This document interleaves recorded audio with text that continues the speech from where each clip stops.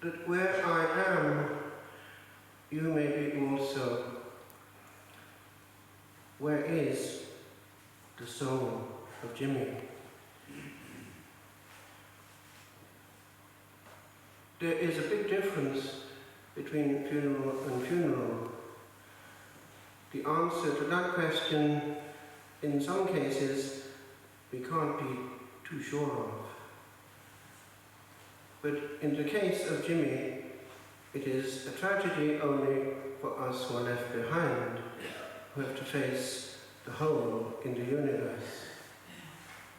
For Jimmy, it's rather as what Winston Churchill used to proclaim with his fingers during the war: ultimate victory.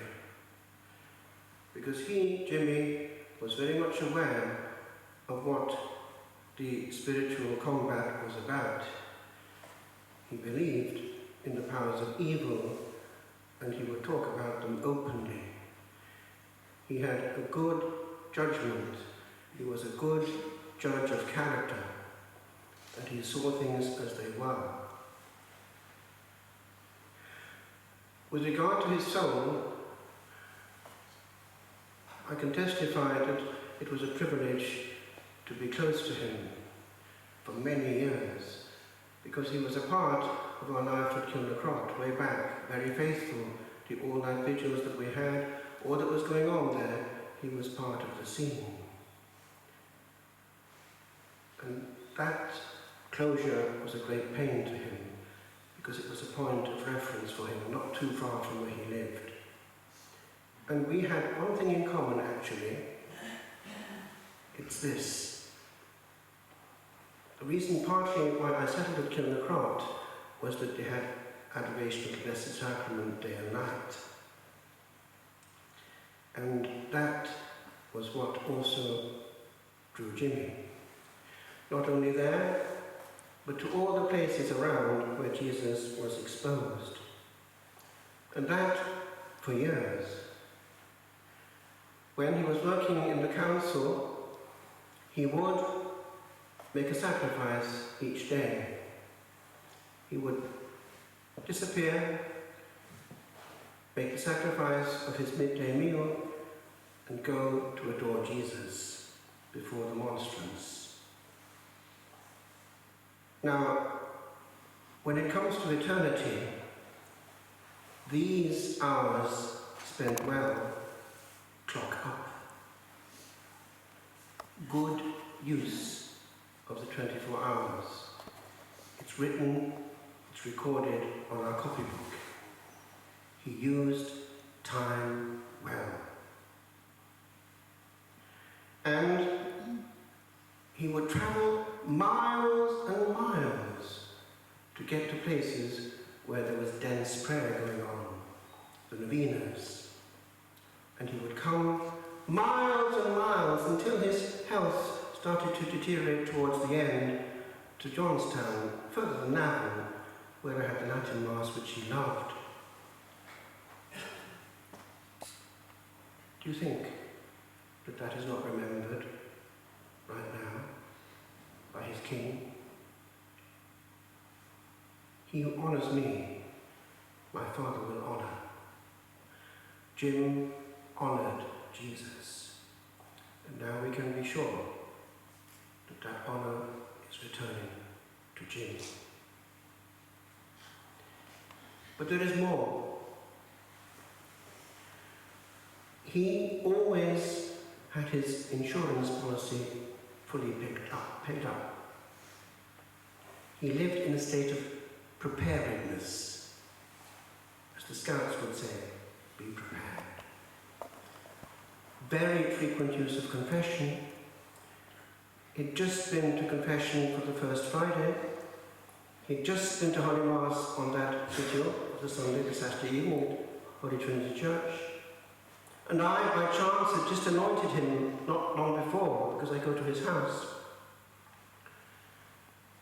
He was fully paid up.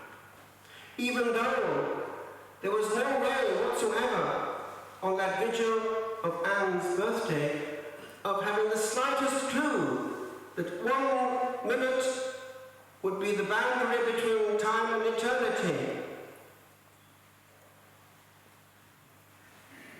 Who could have thought? Now, my friends, this concerns each of us because we have to have our insurance policy fully paid up. For we do not know the day or the hour. It could be, for someone here today, more quick than we anticipate. I want to return to the Gospel, where I am. A lot of research has been done into the moment of death, what we call NDE. They try to resuscitate Jimmy, and some are resuscitated, and they sometimes have things to tell. But one thing is constant. There is, at the moment of death, a separation between body and soul. And at that point, a person who, for instance, is born blind, for the first time sees. Do you know why? They do not depend on the senses of the body anymore, and the soul sees. The first thing seen is its own body, as it departs from it. And then the soul moves on a journey, the journey of which the Lord speaks, which is himself. I am the way. And so to depart at that point is to fall back into those arms. But it is said that the soul at that point perceives things directly and intensely. It has the gift of agility. And it appears that at that point too, it sees itself. And contrary to what many people think, to a large extent, the soul itself is its own judge, because it sees the consequences of what? Those hours that it lived, well or badly. To the extent that it sees its ugliness or its beauty. And it sees that if it's in a state of sin, it cannot go towards its king. It would be going to a great fire. And so it opts, according to its degree, to be purified first, because it couldn't bear God directly head on. And so, even for those that we think are perfect and holy, because the vision of God is what it is, ecstasy forever, eye to eye with the Lord of glory, purgatory is a place of mercy. And that's where we come in today. We help Jimmy home. That last push. But Jimmy was aware that it wasn't automatic, and he would openly talk about the danger of not getting there. Hence his sacrifices, his offering of pain for those who are in a state of sin. Rosary after rosary. There were about 50 rosaries in his bedroom. He would pray at night. He was a piston of prayer. And in that rosary, he would have, after each decade, the prayer taught at Fatima. O my Jesus, forgive us our sins, save us from the fires of hell, and lead all souls to heaven, especially those most in need of your mercy. He wanted to save souls. And he knew how clever the enemy of the soul is, especially in this land of Ireland, that he loved so well, and that he saw doing what it was doing to itself.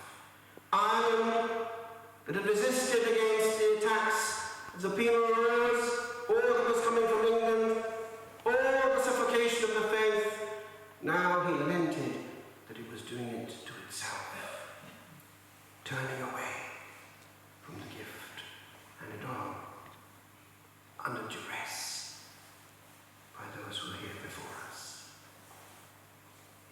just heard in the sacristy that this very beautiful church was under threat of being closed, but you kept it open with protestation. Thank God.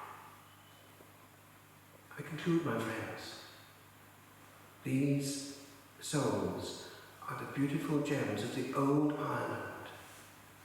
He told me how they would actually, when very young, often be barefooted. You'd have to walk all the way to the chapel. They all had to work on the farm. Hard times. But they all had one thing in common in this Emerald Isle.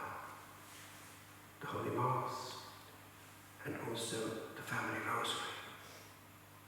Now, what do we have? The gogglebox and worse. My friends, take a lesson from Jimmy. From where he is, I am sure now he is saying, I cannot come back to you.